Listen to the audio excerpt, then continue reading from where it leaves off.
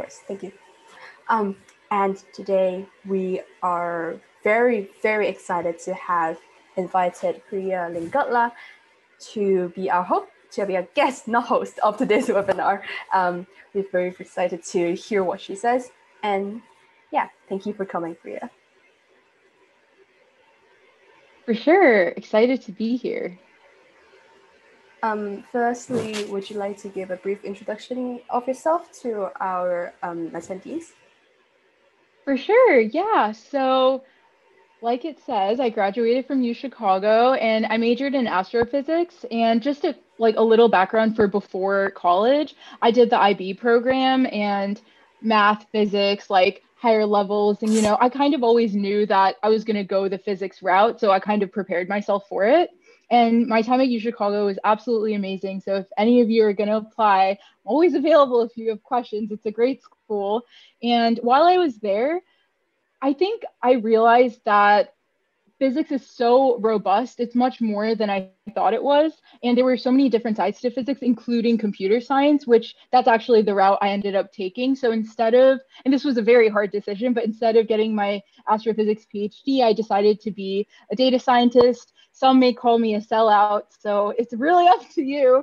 But yeah, so I work as a data scientist now. And for fun, over the pandemic, I started a YouTube channel. So it has a lot of information about how to get into college, some information about UChicago, summer internship guides, and all of that. So I just wanted to gather all of my resources together to help as many people as I can. So it's been a really fun process.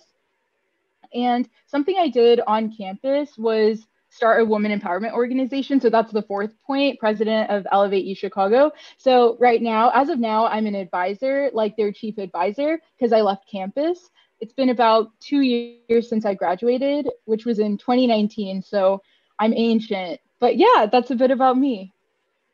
Thank you so much. Before we start, I'd like to give a brief introduction of what ScienceHolic is. So we are a youth-run nonprofit that aims to introduce intricate STEM topics in a manner that's fun and comprehensive to teens. Our main purpose is to serve as a free resource for students around the world to learn more about scientific topics. And we strive for our teenage readers and contributors, which come from many, many different countries, to be critical thinkers and promote thought-provoking conversations. We also provide various opportunities for students around the world with English as a second language to expand their English ability. And we also provide volunteer and leadership opportunities to those who want to help others. To the attendees, if you have any questions during the webinar, please feel free to send them in the chat. We'll go over them at the end of the webinar during the live Q&A session if they haven't been already answered. So let's begin. Let's start with our first general topic, which are academics. So Priya, what is the focus of your academic and current career? Like, could you elaborate on what you studied with your degree in astrophysics and working in data science?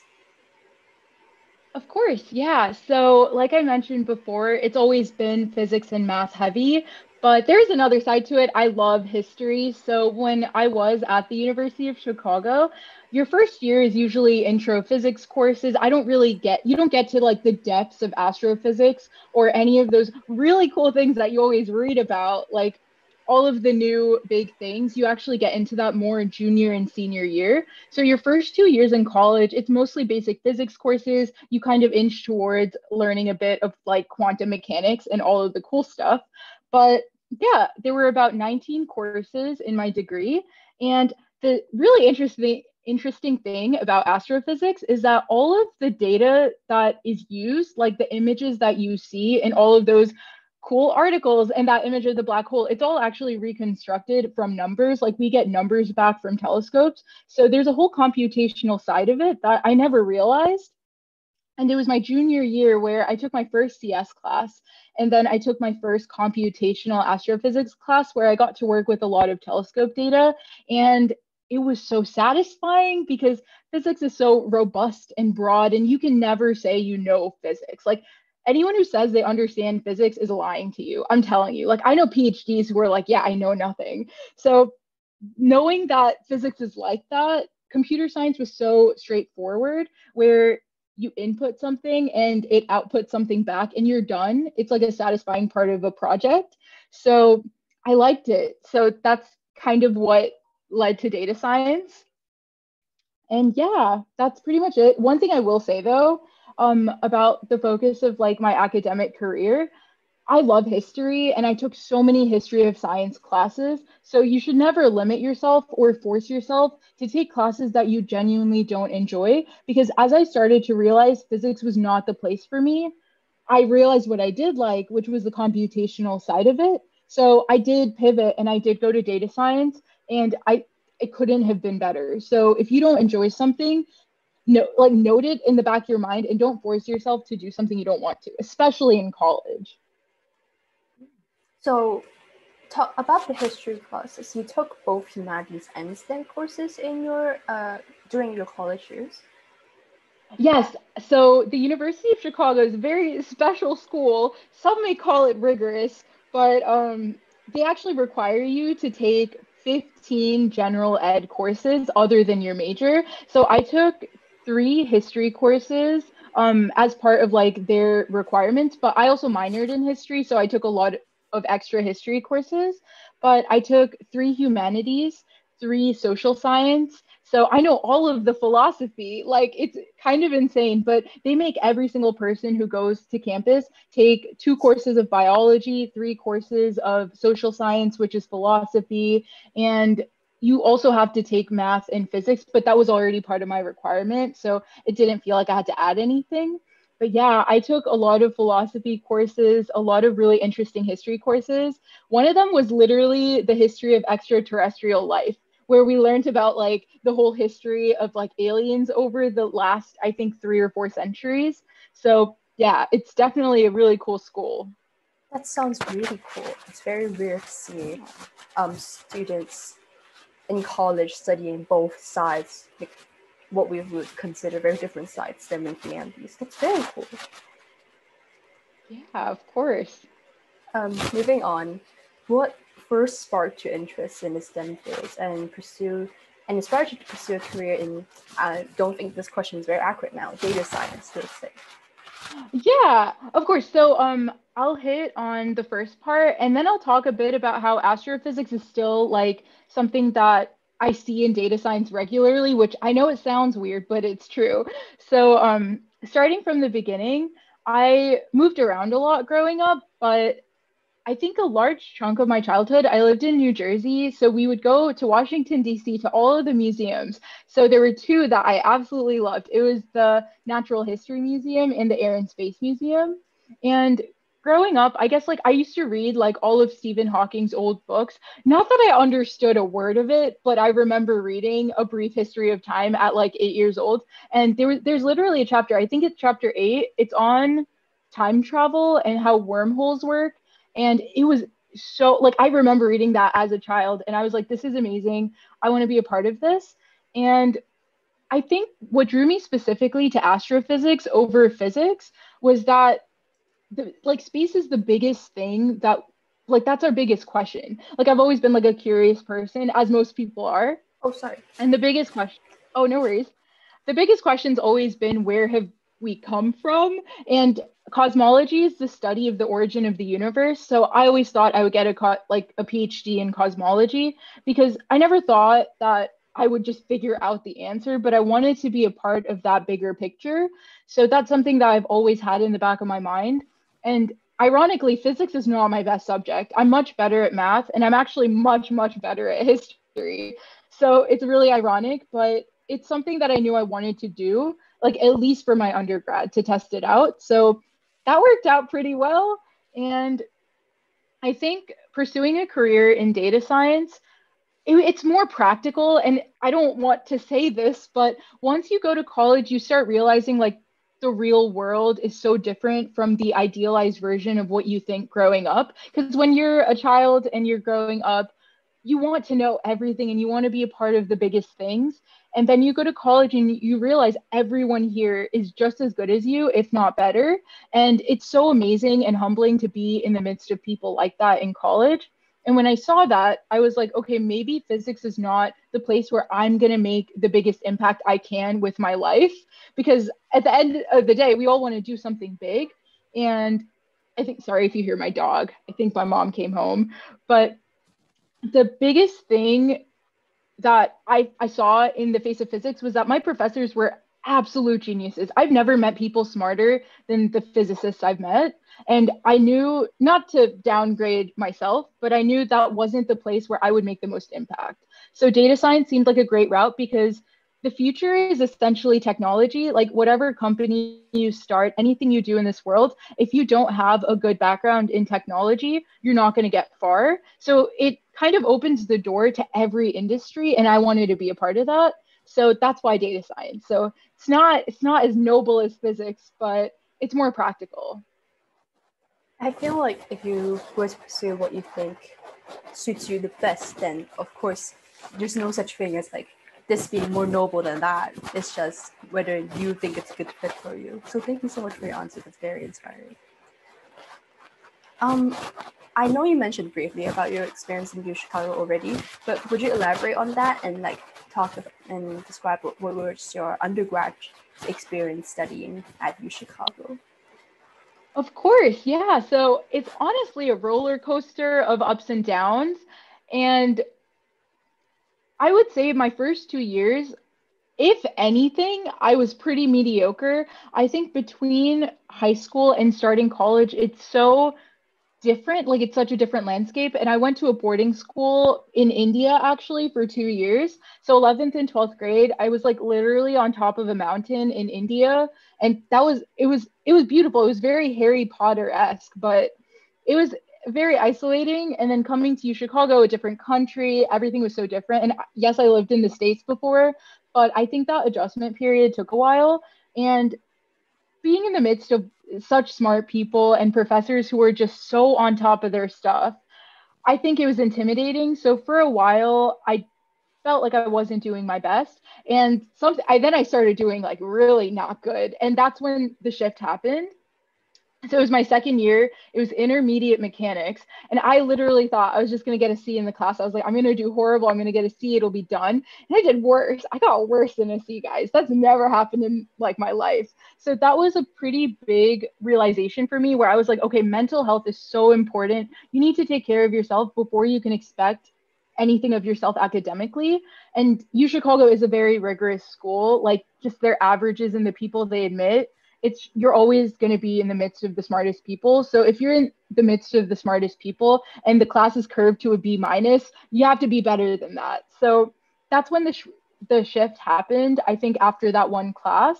And I averaged a 3.8 the last 2 years, which it's kind of crazy how things happen like that. But it's really about, I think the biggest thing that I learned like through studying my major was that you need to prioritize taking care of yourself as well, because that's like the number one thing. That's like base level. If you're not happy, you're not going to do well academically because you're putting so much pressure on yourself. So after that got fixed, I think academically it was awesome. Like I took classes with like one of the professors I got to work with.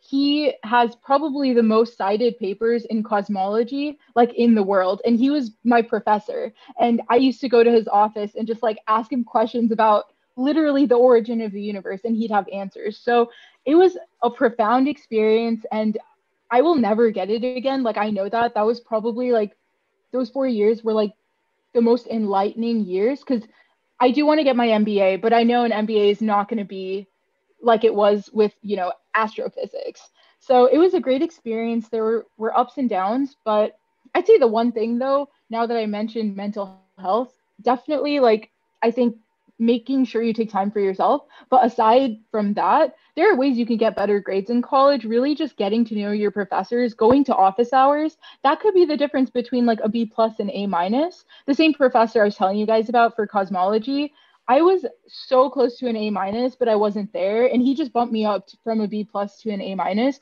because he saw that I went into office hours every week. I asked him questions and like I was very engaged. So you don't have to be the best person in the room. Like it's not about intellect all the time, but it's more about learning and engagement, I would say. I feel like this is an appropriate time for me to ask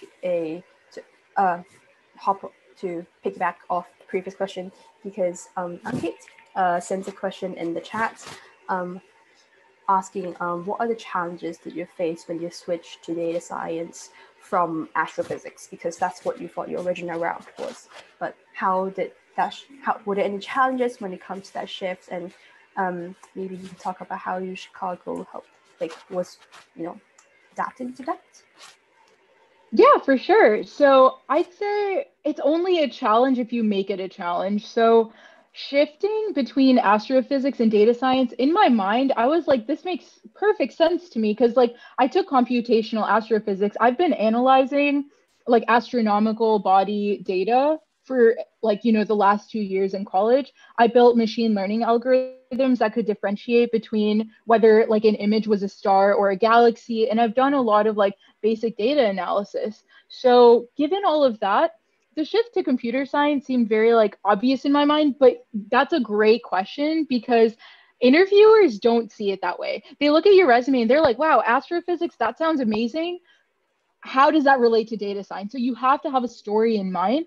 But one thing, I actually have a video about this on YouTube about picking your college major, which was super fun because I think that something people don't realize is that your major does not set you up for your career. Like whatever career you think you want, you can major in anything and still get that career. Like I know CS majors who applied to the same jobs I applied to, and they chose me over them only because I just demonstrated skill. You just have to act like you belong there. You have to act confident and you have to know the skills required for the job, which I just ended up knowing because of computational astrophysics. But the switch itself, honestly, I think being a physics major gave me an edge over other people because I found it much easier to interview for data science because they don't get physics majors applying. So it's something interesting that like they want to bring you in for an interview to talk to you about it. And as long as you have a good story, like just like I told you guys in the beginning, like the computational astrophysics switch, it was so obvious to me. You just have to craft a story around it and give it to them. And most people find it very interesting and they like people who are, hard science majors because you learn abstract problem solving in a way that like you don't learn anywhere else. Like if if you're given a problem in physics, like you have to break it down into little steps to get to the answer because physics is filled with large problems that we don't have answers to. So we have to get closer and closer somehow. And that abstract problem solving really helps me in data science because like if someone gives me a problem, I'm never worried. I'm like, if I could do physics at UChicago, I can definitely solve my company's issue. So I think it gave me an edge, but you do have to craft the right story and don't be nervous. I feel like the corporate setting is a lot more about presentability, talking the right way, and it's not necessarily about intellect, unfortunately. Whereas I'd say physics research is all about how well you think and how fast you are and how computationally intensive like your programs can be and how fast you can work. Whereas corporate is more about like, even if I don't do such a good job, as long as I act like I did, you're good. So there's a difference, but as long as you have a story, you're good. Mm-hmm. I see another question in the chat, and I'll ask it here because I still think it's appropriate. But after this, we can move on to the next question on the slide. So I can ask again, what's the reason that you've chosen UChicago to study astrophysics? Yeah, so oh my God, I'm so excited to answer this. I love talking about it. So I think it's twofold. So the first part I'll say, so UChicago has like I think the second most amount of Nobel Prizes out of any university in America, which is kind of crazy because Harvard's number one at 150 and we have 98 and we're one third the age of Harvard. So keeping that in mind, UChicago is filled with a lot of like intellectual people and it's very research heavy and theory heavy. So just like that prestige that the university has, it's not even about prestige, but it's about the intellectual capability of the people who go there and the professors they employ. Because a lot of my professors, like one of my professors was nominated for a Nobel Prize in 2014, and she's actually the director of the Giant Magellan Telescope. And that's actually going to be the largest telescope on Earth pretty soon, once it's completely built. And she was the director of it. And we have two directors of very large astronomical surveys also on staff. So the director of the Dark Energy Survey, which is that survey has all the data that we analyze, and he's like the entire director. And he just like, you could just waltz into his office and ask him questions. Like it was, I think, based on physics, like it's certainly one of the top 5 institutions like in the country just based on their faculty. So I'd say that's like, I don't want to say it's because it was ranked high, but like that's a part of it, because it shouldn't be the biggest part though. But I'd say like the prestige of the university and the faculty they had and the people I knew I was going to meet, that was a big part of why I chose UChicago. But my other options were also very good. Like Berkeley is a great option. That was probably the biggest contender, where I got waitlisted at UPenn and I never put my name on the waitlist because I would have chosen UChicago over UPenn. So it was really between Berkeley and UChicago physics. And Berkeley is absolutely amazing place for physics as well. But what really got me at the end, other than ranking, I would say it was really the fact that UChicago is a very small institution.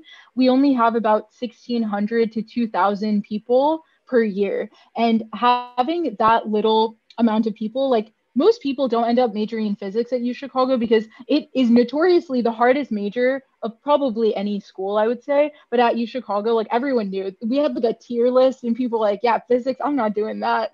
So there aren't that many. I think there were probably the year I graduated, maybe 150. And for astrophysics, it's an extra specialization. There were only 8 of us, like out of 2,000 people who did it, because it's just so much work. At one point, people are like, I've had so many people I knew start with physics and end up in economics because they were like, that's easier. And also UChicago is good for economics. So I think, yeah, I said a lot, but you guys get it, right? It was a good school, so I chose it. It's very understandable. Moving on, last part of this section. What's your favorite part of studying and working in STEM and humanities? Because you also manage that. For sure. I just love research. I like having a general like problem given to me and I just want to do research. Like I don't want to, I guess like knowledge is really important to me and I don't need to be the best at anything. Like that's never been something I've strived to do, although like of course being good at stuff is important. I've always wanted to just learn about the things around us. So having that ability in STEM, like physics especially, that's the world around us. And it's just so interesting learning all of the little tidbits in physics. Like, I don't know, in like college, like you know how we're taught Newtonian mechanics, like you guys know the law of like Newton's like 3 laws, right? So you go to college and then you realize that those laws aren't actually what govern our entire like universe. It's actually quantum mechanics, and Newtonian mechanics only like it's only applicable in macroscopic scales. So we're macroscopic creatures like compared to like a quark or an atom, right? So the way we perceive the world is so different from how the world actually is. And just learning those like little things, I was like, this is so cool. So it's really the research that's my favorite part about it. You learn so many things, and like it's great because you have the opportunity to teach other people these things too. Like maybe not physics specific, but like actually I am working on a YouTube video about my physics degree. I like filmed like a 20-minute video and it's like my entire degree, like every class I took in 19 minutes. So you get to do things like this and disperse information, like complex information in an easy way. So I like that, like the deconstructing of knowledge and information around us. I'd say that's the best part. Thank you so much. So moving on to a more general category, what does your typical workday look like? Yeah, okay. So I'm going to be completely honest. Sometimes I wake up at 9 because we work from home now. So I like probably like you guys, like I like watch a lot of Netflix at night. It's not good. But generally, in a day where I actually wake up on time, I wake up around 8 a.m. I hop on we have like team meetings regularly. So I hop on meetings, but right now I'm actually spearheading a new research initiative for my company. So my company's very big. It's a tech company. It's like over 40,000 people. So, and they have a lot of data scientists. So something that we work on a lot is trying to improve. It's a very old company. It's like 150 years old. It's super old, like older than regular tech companies. So something we work on is trying to fix all of like the past initiatives that people built 20 years ago. Now that technology is so different. So that's what I work on. So most of my days, honestly, just research. It's a lot of research behind in machine learning models. So I'll give you like a quick primer. It's really cool stuff. So I don't know if you guys have heard of the Nielsen TV ratings. You're probably too young for this. It was a big thing like 30 years ago when people actually watched cable, but it's essentially like the way advertisers pay like the big bucks based on the time of the video. So if you're like, you know, a 16-year-old girl watching TV, you want targeted ads, right? Like if I guess like Walmart has like a new line of clothing for 16-year-old girls. They want to be on TV when those 16-year-old girls are watching it, right? So that's kind of what I do. I do a lot of research on how to optimize things like that. So it's called like target-based ads. And all of it is really just machine learning, a lot of like anomaly detection. So, and a lot of data analysis. So my day is really just research. It's me and one other person I'm just a regular data scientist and he's the lead data scientist. So we hop on calls. He's in New York. We talk for maybe an hour, hour and a half. And I just do research for the rest of the day. It's pretty great. Most companies are not like that when you're this early in your career, but I do get to build my own models. I get to defend and present my own models. So it's really just about making sure I'm building the right thing and testing all of the edge cases, because I don't want this to go into production for such a big company and then something goes wrong. Because if the good thing is that I get to build stuff myself and it looks impressive on your resume. The bad thing is if something goes wrong, you're liable for it. Like I will not be doing well at the company if my models aren't performing. So yeah, it's a lot of research, which I guess you guys can see the translation from physics to data science being pretty easy for me because they really let me do whatever I want. I'm very lucky. Very insightful. I guess there's a lot of job opportunities because I see that being asked in the chat. There's a lot of job opportunities, even though data science, computer science, astrophysics. Would you say there are a lot of job opportunities with your degree and background? Yeah, oh, 1,000%. Like, if you're going to major in physics, you don't have to get a PhD. That's actually the biggest misconception. And I literally just talked about this like a couple of days ago, like to myself in the video I was like editing. But like, guys, I'm telling you, only 0.5% of people who get their physics PhDs end up doing research as a tenured professor in a research university, which that's kind of surprising, right? Like, you would think when I joined the University of Chicago, I thought every physics major, every physics PhD, like they end up doing research and working for the rest of their lives, like in an academia setting. That's absolutely not true. Physics majors, and this is really interesting stuff, but physics majors actually make up a good chunk of quantitative finance trading firms. They love physics majors, and trading is actually where, I mean, not that you should optimize your career on money. I would never, I mean, once you get older, you realize money is important. So you can certainly optimize for it, but it doesn't have to be the only thing you optimize for. But if you do optimize for money, quantitative finance, all the money, like they make ridiculous amounts of money with bonuses being, probably $500,000. Like I have friends in quantitative finance. They're my age making ridiculous amounts of money and they love physics majors because like I said, abstract problem solving is really where it's at. If you can think the right way, you can do anything. So there is a boundless opportunity in terms of finding a job. It's really at the end of the day about the skills you have and how confident you are when you talk about those skills.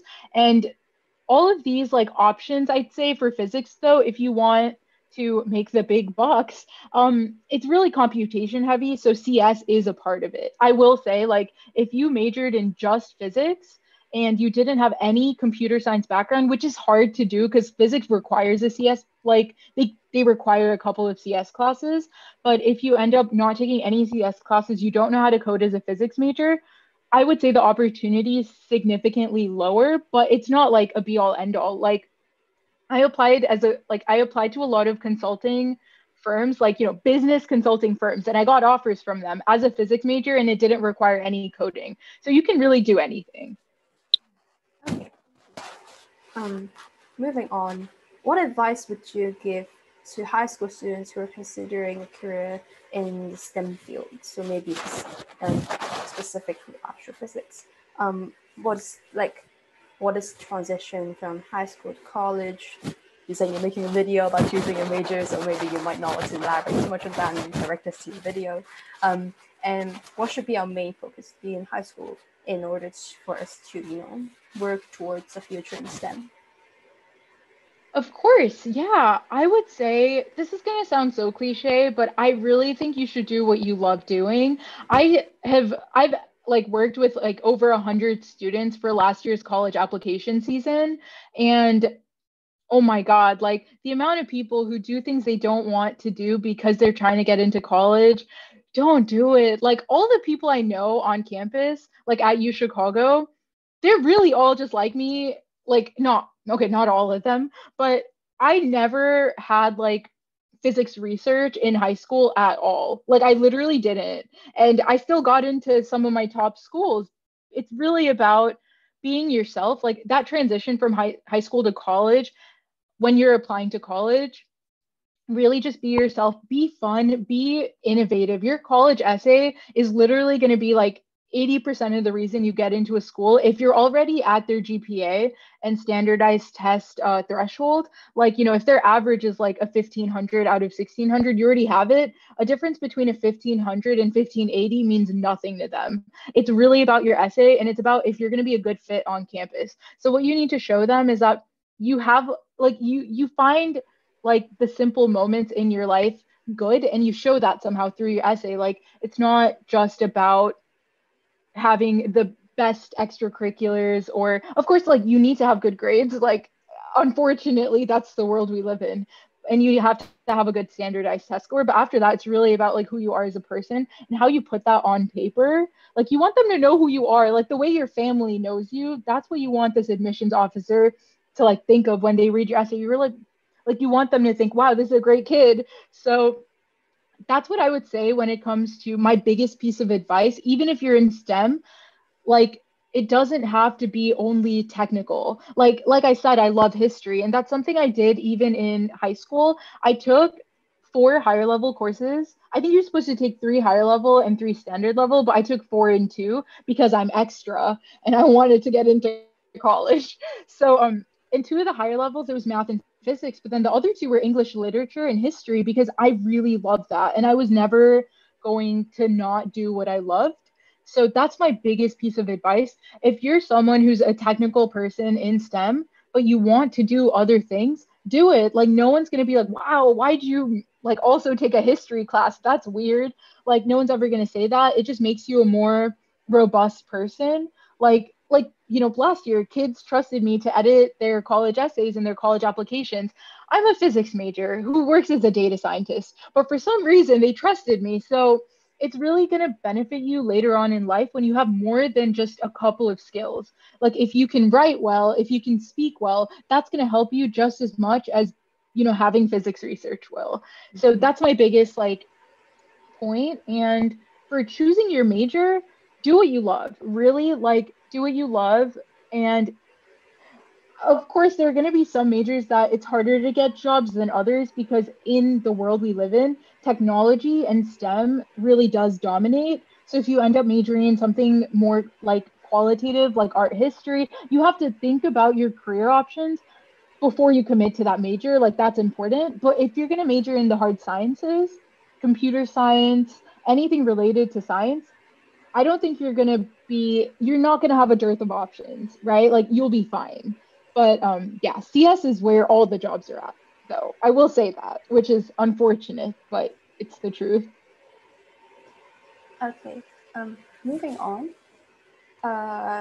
what kind of students do you think would be a good fit to study astrophysics, and how can one start working in astrophysics, like maybe in preparation in high school, like extracurricular wise and all that?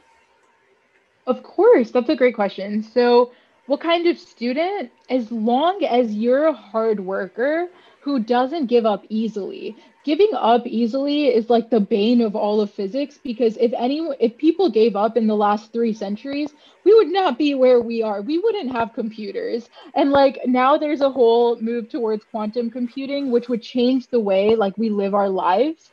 So it's like everything is rooted in physics. Like every financial model used on the New York Stock Exchange, it's actually based on random walks, which is a physics concept. Like everything is rooted in physics. So as long as you don't give up and you keep going and pushing forward and you keep learning the things that you're not good at. Like if you're not good at something and you're the kind of person who is like, okay, I need to figure this out. You don't have to be the best at it, but you have to try to figure it out and be curious. That's the kind of person who would do so well in astrophysics. So as long as you're someone who really is like, you take charge when you need to and you learn things that you don't understand. You have to first admit that you don't understand it. So you have to be a humble person. And then you have to do the work, put in the work to actually understand something. You'll do well. Like physics is all applied math.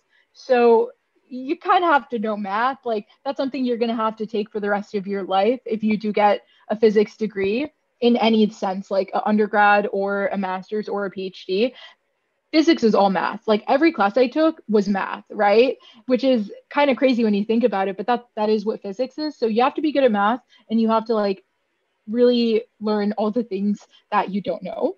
And for the second part, how can you start? I would say if you want to do astro specifically, you need to know computer science for astrophysics, and everything happens in Python. Python is the one language, if you know Python, you're going to get whatever data science job and you're going to excel in astrophysics. So for astro specifically, here's an example. Some of the classes I've taken for astro, I took cosmological physics, where you learn about kind of the theorizing behind the Big Bang. So that's a lot of reading papers about like the cosmic microwave background, which is like it's like this energy that exists in the universe that couldn't it wouldn't exist if something like a massive explosion didn't happen in the past. So that's the biggest proponent. So you learn a lot of really interesting qualitative things like that. But another class I took was computational astrophysics, where I actually had to analyze all of the data that's coming back from telescopes. And one of the models I chatted about, the one where it could classify between stars and galaxies, things like that are absolutely vital in the astrophysical world because we're getting millions, if not billions, of images from space, right? And no human can look through each one and classify it. So you need to have mass scale models that do the hard work for you. So if you do want to go into astrophysics specifically, understanding Python is your number one thing. And guys, I learned Python at age like I think I was 19 in 19 or 20, like my third year in college. That's when I learned it. So if you guys learn it in high school, I don't even know. Like you're gonna be so good. And you could always find really interesting astrophysics data sets for free online on kaggle.com. So I would say, like for astrophysics, if you could just learn how to code, you could potentially do internships at observatories. I actually worked at an observatory for like 4 months. This was in college though. So yeah, you could work at observatories, you could learn how to code in Python, and you could just play with a couple of data sets, like physics-based data sets on Kaggle. But if you want to go into physics only and not astrophysics, you might not need to know how to code. So it really depends on the part of physics because it's so broad. Okay. Um, we- Now we're moving on to attendee questions. I was wondering if we have another question in that section. So here are some attendee questions that we've gathered through our registration forms that they send in early while they when they register for the webinar. Here's a paraphrase question.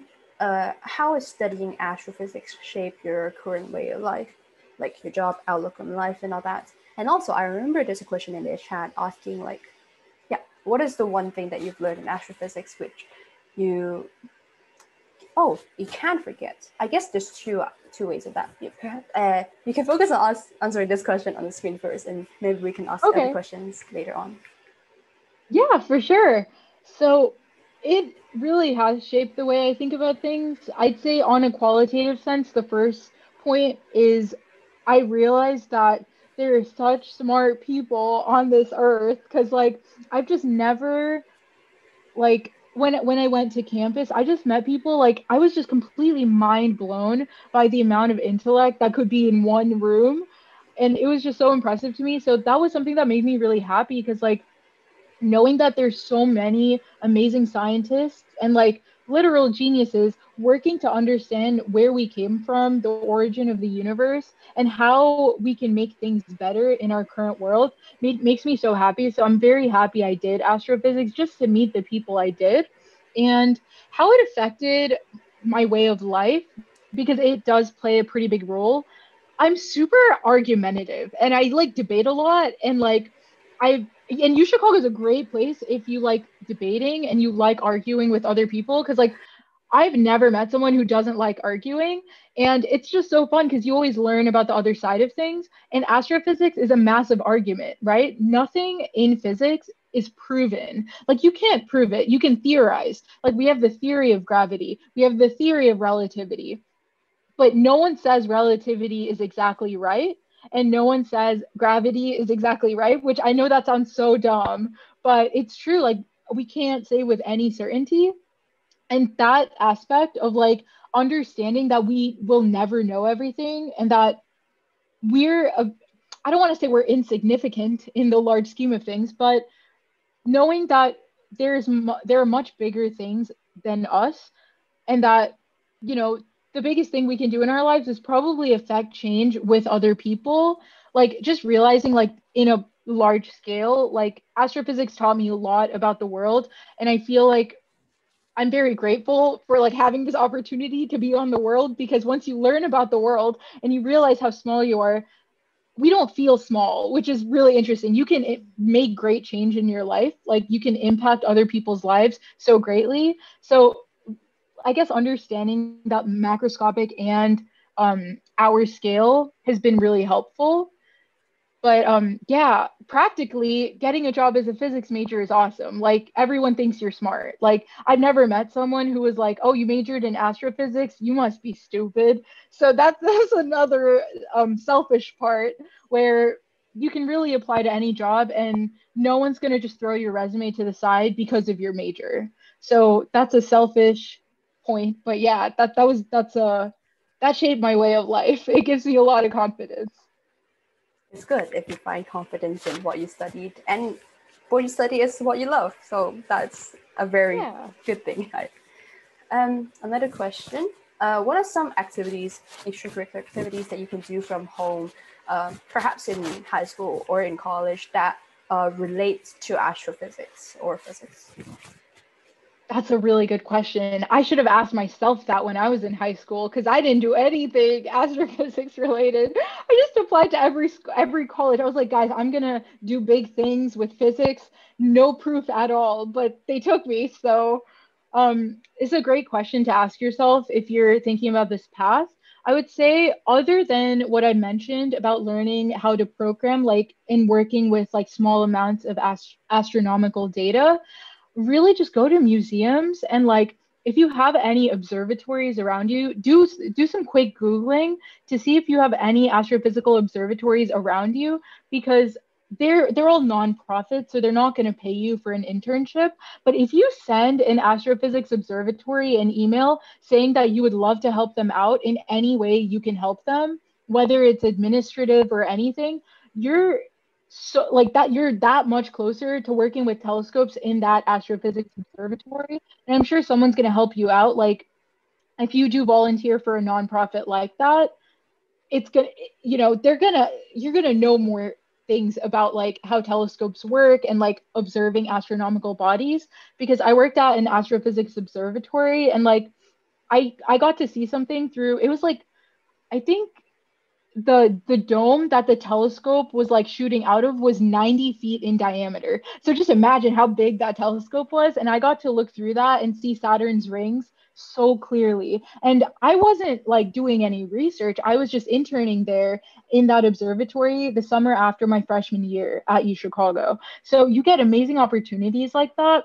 I got to see like all of these like back when I guess like when CS wasn't a thing, like when computer science wasn't a thing, they actually transcribe the images that they see on telescopes onto glass plates. So I got to see those glass plates, and it's really cool. You get to see a lot. So if you can get near an astrophysics observatory and somehow volunteer with them, have a tour with them. I know they do tours, things like that. I think that's a great way to actually see the world around you and be part of something bigger.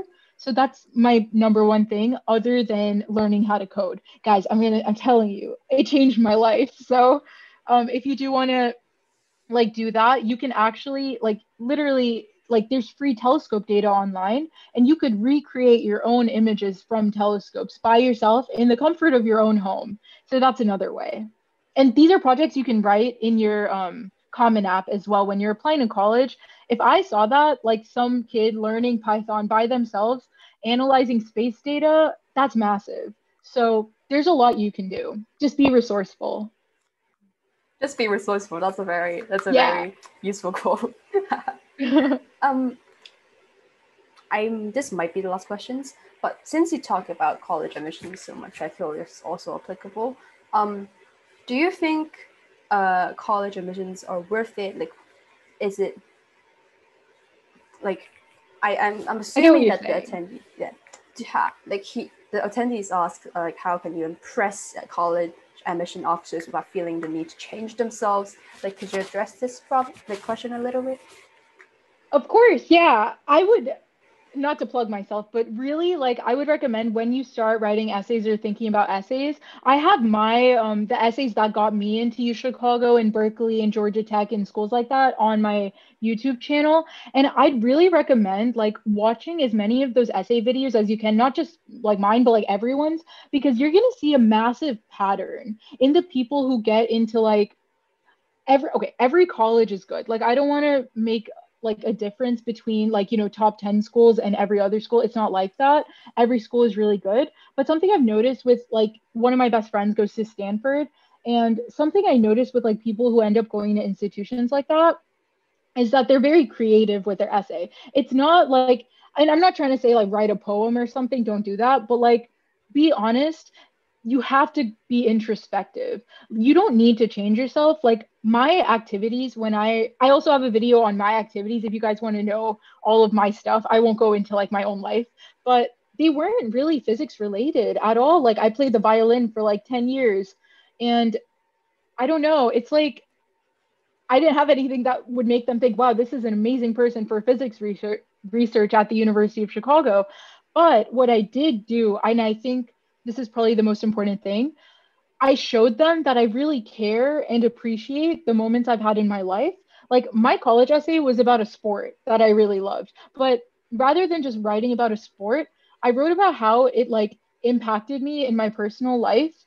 And I made it like a story. Like it wasn't like if you start like my essay, it's not like, hi, my name's Priya. You need to accept me because X, Y, and Z. I'm very impressive. These are my accomplishments. I didn't even talk about physics in my essay. I talked about something that I found like that really changed my life, like watching cricket on TV, which is a sport that like it's not a US based sport. Sorry. But like, oh no worries. Not a US based sport, but like this sport really changed my life. Like I moved to a different country, and like I just like I moved to India in like seventh grade for reference. And when I moved, cricket was the one thing that really made me understand the country as a whole. So that's what I wrote about. Like I introspected and I thought about things that really impacted my life. So my biggest takeaway I'd say is make sure your college essays are on point. Really like talk to I think the best person to ask is probably your mom or dad. Ask them what they think of when they think of you. Because I went to my mom, I was like, hey mom, when you think of me as a person, what do I care about? And she said cricket, Metallica, and she named it probably a couple other things, but those were the two big ones. Like Metallica is a band that like I absolutely love, and their music means so much to me. And she said you love watching cricket. So both of those things I like really thought deeper. I was like, why do I love this? And that's what people don't do ever with their college essays. Like I work with so many kids, and like the essays that I get and the essays they end up with after I really dig deep, like it's like we have like we literally have like a therapy session where I'm like, tell me why you feel this way. And we get to the root of why they care about certain things. Once you get to that root, your essay is going to be phenomenal because that's going to be you on paper. Like you could tell me about the simplest thing. It could literally be about a board game that's important to you. But if you really can convince me that this is a part of your life in a fundamental way that changed who you are and the way you think about things, I'm going to be so much more impressed than reading an essay about someone who like won $10,000 in like, I don't know, some science Olympiad. You know, it's like, it's really about the way you craft your story. That's my biggest tip about how you can impress admissions officers. And I can say this with like direct facts because like the kids I worked with got into like Dartmouth, Cornell, UChicago, and these are all kids like I worked with one-on-one. So it's like I've seen this progression and I've seen them go from generic essays to phenomenal essays after introspection. Like I've seen it happen and I saw the results. So that's what I would say is my biggest tip.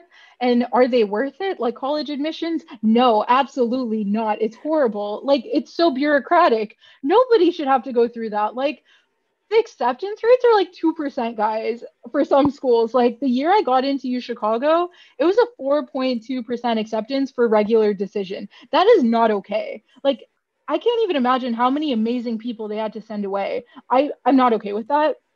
And that's like kind of why I even started the YouTube channel. Like I just started for fun like 10 months ago and I got to meet a lot of cool people through it. And like we need to democratize college. Like it should not be this expensive. And I was very lucky because all of those schools give you really good financial aid. So I actually got over $200,000 in financial aid like over the 4 years. So they were absolutely amazing. But like not everyone has that opportunity. Like people go into massive student debt and it's really bad. So, guys, do your research. Like, watch as many videos as you can, read as many articles. And I think you guys are probably already ahead of where I was at the time because, like, I knew nothing about college when I applied. I took my ACT a month before my applications went out. Like, I took it senior year, first semester, my first ACT, and I was extremely lucky that I did well. But if I didn't, I would not have gotten into college. So, as long as you're prepared, adequately prepared beforehand, and you're genuinely authentic in your essay, you will get into the top schools you're aiming for. It's not all about grades and it's not all about like academic related things. It's about you as a person. It's like the whole package. I feel like that's something a lot of us really needed to hear. So thank you so much for that. Um, I'm glad. Yeah, so we reached the end of the attendee questions. Let me go through the chat a little bit quickly. I feel like I've addressed most of the questions in the chat just by adding snippets into the questions that were relevant. So everyone, if you still have live questions, you can send them in quickly. We're approaching the end of the webinar.